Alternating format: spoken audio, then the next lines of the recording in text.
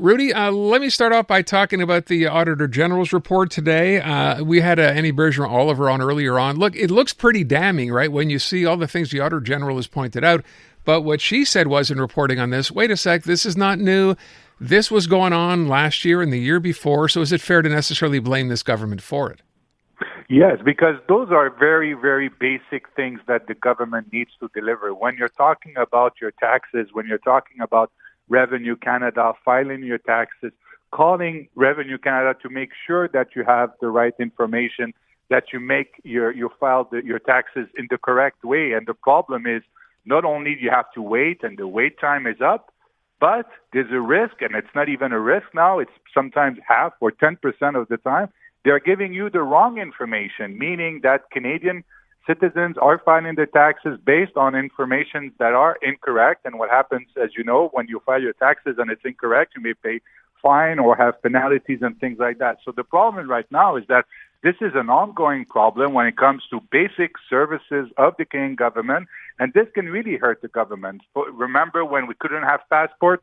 That was really difficult for the government when we couldn't receive passport, when people were lining up to get passport. It's the same when you want to file your taxes, when you have questions on taxes, and you cannot receive basic services from the government. So I do believe that that's something that the government needs to fix, because they have a problem. At the same time, they know that they have to cut when it comes to civil servants, but at the same time, they have to increase services to Canadians and to citizens. So it's going to be very difficult. They have to fix it, because that cannot continue to be an ongoing problem. Fair enough. All right, let me turn to something on a bigger scale. We have an announcement today, maybe, just maybe, a trade deal on steel, aluminum, and energy could be ready in time for Mark Carney's trip, I guess, to the Asia-Pacific Economic Conference, which is later this month, by the way.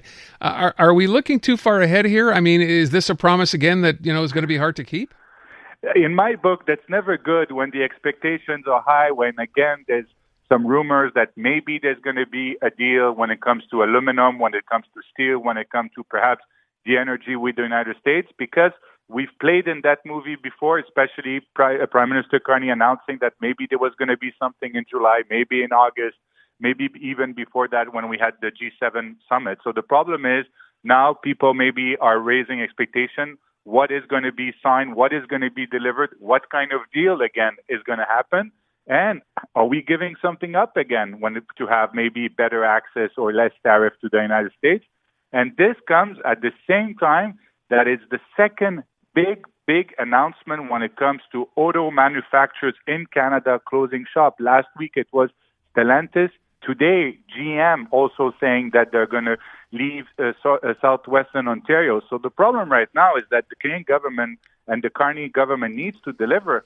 And at the same time, I may think that if they don't deliver, some provinces, especially Ontario, are going to say, what are you doing? And maybe, again, if we don't have something on perhaps one sector, other provinces will say, what about me? What about lumber when it comes to Quebec or British Columbia or even Alberta when it comes to energy? So this whole image of unity and Team Canada that for the moment, and you have to give it to Prime Minister Carney, he was able to kind of keep all the premiers at bay.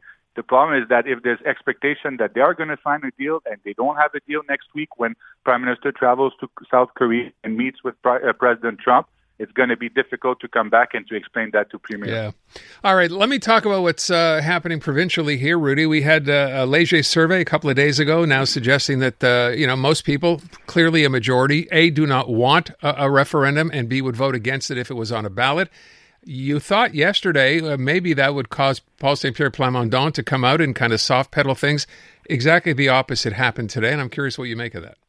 Look, it's very interesting because when you ask people, and it's always the same thing, even for election. If you ask people, hey, should we go in an election? People will say no. But when an election is called, or when, for example, if there's a referendum that is going to be called, you can expect, obviously, people to really get at it. So the problem right now is that people are saying they don't want a referendum. That's not their priority. There's a very interesting data in that poll that even Canadians are willing and Quebecers are willing to sign the Canadian Constitution. So you basically have a situation where you have the CAQ who said that they want to have a Quebec Constitution, and you have now data from Leger saying, oh, maybe Quebecers are willing to sign the Canadian Constitution. And at the same time, you have a Paul St. Pierre Plamondon who's saying, if you elect me, I'm going to have a referendum. He's ahead in the polls, but if you ask Quebecers, do you want a referendum? They say no. So it's a very interesting dynamic.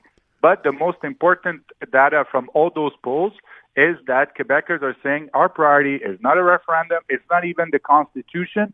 It's not even secularism. It's about education, health, and cost of living. You know, the other part of this story that got interesting today, Rudy, is the fact that Pablo Rodriguez, who's basically been missing in action for the past couple of weeks with respect to anything, coming out of Quebec City, weighed in today and actually came out and said that he thinks it's time for Quebec to sign the Constitution. What do you make of that? Yeah, I think he read the same polls and said, okay, maybe I should say that. But he said in due time. So it's very interesting because don't forget that 2 years ago, the Quebec Liberal Party did say that they wanted to have a constitution. It was part of what they call an action plan to renew themselves. Now the CAQ has said that they're going to introduce the legislation on a constitution, and you have the PLQ who basically, and Pablo Rodriguez saying, no, we don't want to debate that. We maybe want to sign the Canadian Constitution. So as you say, it's all over the place when it comes to those issues, and I do think that Quebecers are basically saying this is not our priority right now, even in either scenario. So last thing I want to bring up is the Hippodrome project. Now, this is obviously, I don't know how big an issue this is going to be. I mean, unless you happen to live in that area, or maybe you're in Saint Laurent or Côte Saint Luc, maybe most Montrealers could care less. But it's been talked about for so long, and there's been so little movement on this project, certainly with Projet Montreal, since they took it over back in 2021, but even before that in 2017. Today, we had Soraya Martinez-Ferrada from Ensemble Montreal actually hold a press conference on the site and saying, we are going to move ahead. And she said this before, by the way, because I'd asked her directly, where are you on Cavendish? We know Luc Rabouin from Projet Montreal has basically said, well, we'd like to do it, or we're going to, but it's very expensive, and it's too much to build. Kind of waffling as much as possible, the idea being that it would be too expensive to do anything there, because obviously it would seem they don't want to do it. Ensemble Montreal, and by the way, other sort of leaders as well. I think Gilbert Thibodeau said the same thing, that he would do it.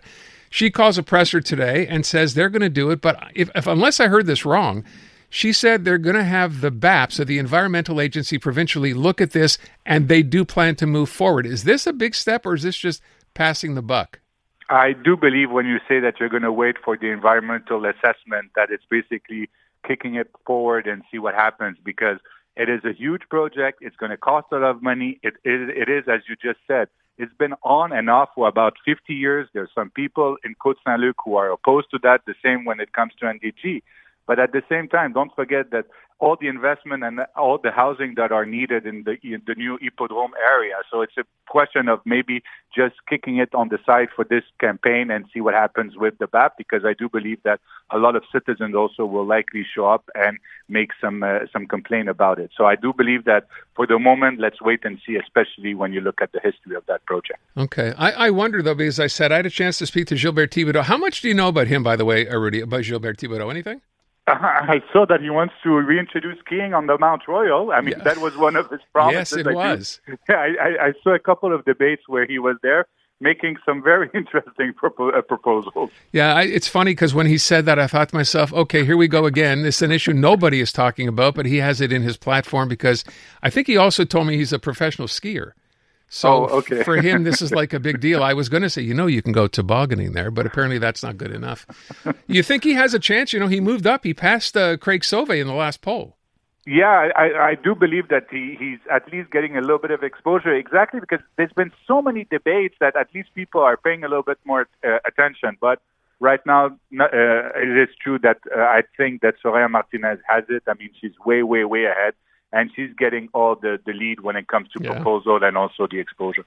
All right, we'll leave it at that. Rudy, thank you so much. Appreciate it. My pleasure. Thank you. You've heard the chaos. Now you can see it. Oh my gosh. Watch all your favorite podcasts from start to finish right inside the free iHeartRadio app. Gets the blood going, huh? Catch every laugh and eye roll on shows like the Tom Green Farmcast and Park the Bus. Now with full video. We're building a ramp for Tony Hawk. It's the same hosts and the same chemistry with all the hilarious moments you've been missing right on your screen. Cheers. Open the free iHeartRadio app, search video podcasts, and tap watch